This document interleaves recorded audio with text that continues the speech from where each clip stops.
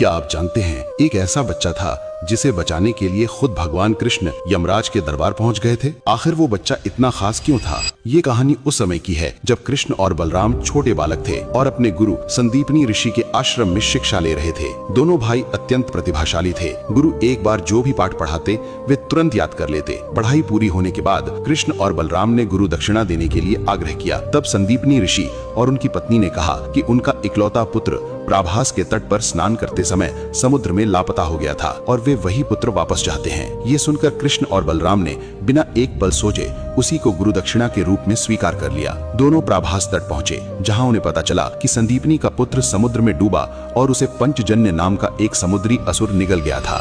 कृष्ण ने उस असुर से युद्ध किया और उसे मार डाला। उसके शरीर से उन्हें दिव्य पंचजन्य शंख मिला, जो बाद में कृष्ण का प्रसिद्ध शंख बना। लेकिन संदीपनी का पुत्र वहां नहीं मिला।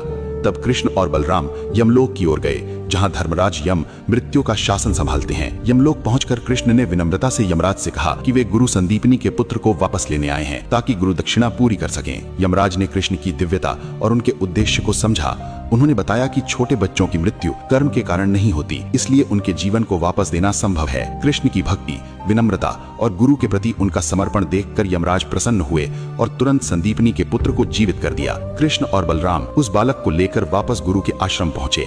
जब संदीपनी और उनकी पत्नी ने अपने पुत्र को जीवित देखा तो उनकी आंखों में खुशी के आंसू आ गए। उन्होंने दोनों बालकों को आशीर्वाद दिया और कहा कि दुनिया में शिक्षा की सबसे बड़ी शक्ति केवल ज्ञान नहीं, बल्कि अपने गुरु के प्रति निष्ठा और समर्पण है। ये घटना इतिहास में गुरु भक्ति और कृष्ण के करुणामय स्वरूप का सर्वोच्च उदाहरण मानी जाती है, जहाँ स्वयं भगवान ने गुरु दक्षिणा के लिए यमलोक तक का मार्ग पार कर लिया। एक बार कमेंट में जरूर लिखना, जय श्री कृष्णा।